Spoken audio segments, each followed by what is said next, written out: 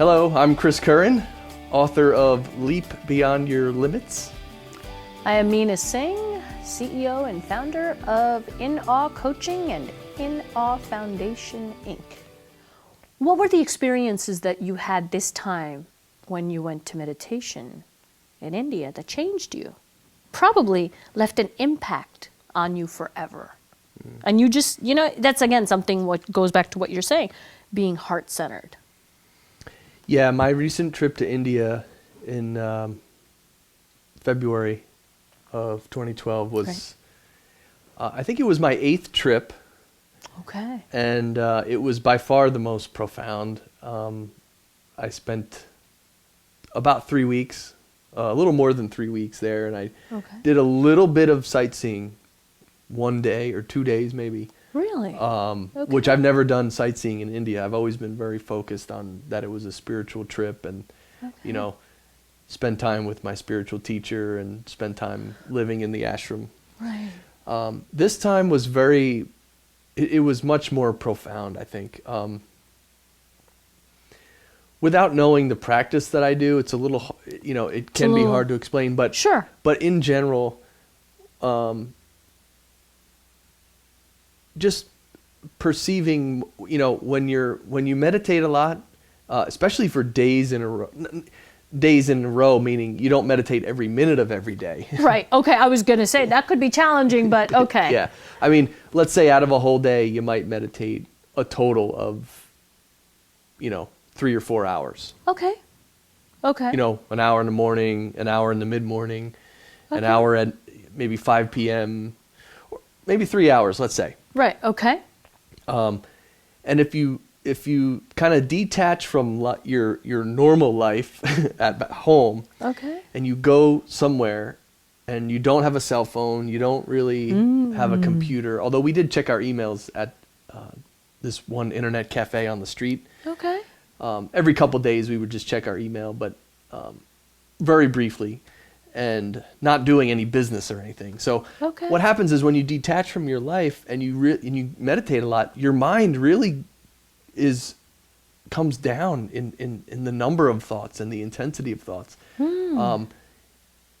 You're able to focus, it's hard to explain, but sometimes when you're thinking thoughts, like in between thoughts, other thoughts come in. Yes. Especially if you're trying to try and recite a poem or a prayer slowly and pause between lines. And you'll see when you'll say one line and you'll pause, and in that pause, about 3 thoughts will come in, and it's like, okay, where was I again? Where was I exactly? Even what happened when we were doing some of these videos happened to me. Yep. So when you meditate for a week straight, like I said, 3 hours a day maybe, or it could be more, you get to a point where you will say the first line of a prayer and you'll pause and there will be nothing. Wow. It's just this deepness of nothing, and then you just continue, and it really, it's something to be experienced. I mean, it is. You can't really talk about it too much. It is. I've heard that, but I've never experienced it. I haven't. It's, I feel that experience is 100% necessary for everyone in their life, because think about it this way. Think about, I'm a big fan of music. I'm also an audio engineer. And let's talk about dynamic range. Dynamic range is is how soft the music can get. And then the music gets real loud, and then it gets real soft again. That's a dynamic piece of music, and those dynamics really convey feeling. Yes. Because it's very calm, and then it's very loud and crazy, or calm and smooth, and everything in between.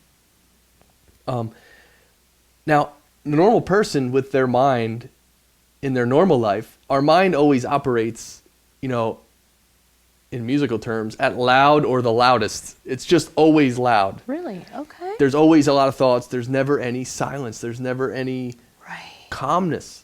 Right. So we're always loud and loudest. We're always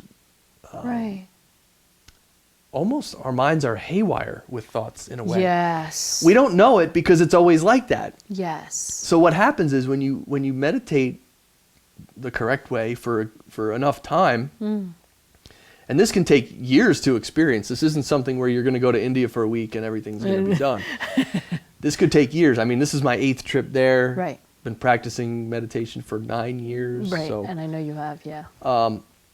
what happens is you bring your thoughts down to that lower level of the dynamic spectrum, and it's leaves you in awe, you know. Thank you. Because you didn't know that your mind could become that calm and everything. And then what happens is when you get your mind down to that level, and it doesn't stay like that all day, every day or anything. You know, during normal waking hours and normal worldly routines like cooking food or eating, and yes, our mind tends to work, and it's okay. Right. That's Right. normal functioning. The problem is when we can't stop it. Yes.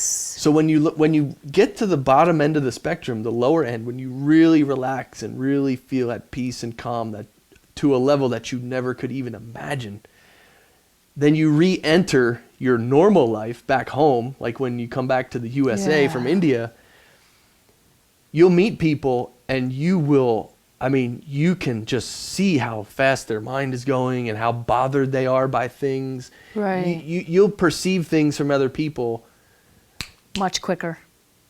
because you're down here. You're in a nice calm. You're in control of your own mind. Yes. You're not carried away by anything. You're the one in control, not anything else. And you see all these other people, most everybody really, they're just on autopilot. They're going through their day, banging out the task and this. They're Gotta just get this done, running, gotta get doing this done. this, doing that. I got to do that. And so what I'm saying is you can see the difference. Yes. And once you see the difference and experience that difference, then you realize in your own life how important it is to meditate and to learn how to Yes. bring it down to that level, even if it's only for a short time every day. Right. Probably not less than 30 minutes.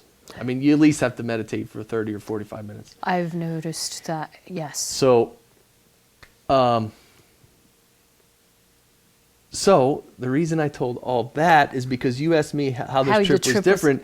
And when I came back this trip, I could perceive even more from people. And something else is usually when I come home, if you haven't been to India and you don't know how the bathrooms are over there, Oh, that's, yeah. that's Ooh. a whole different world.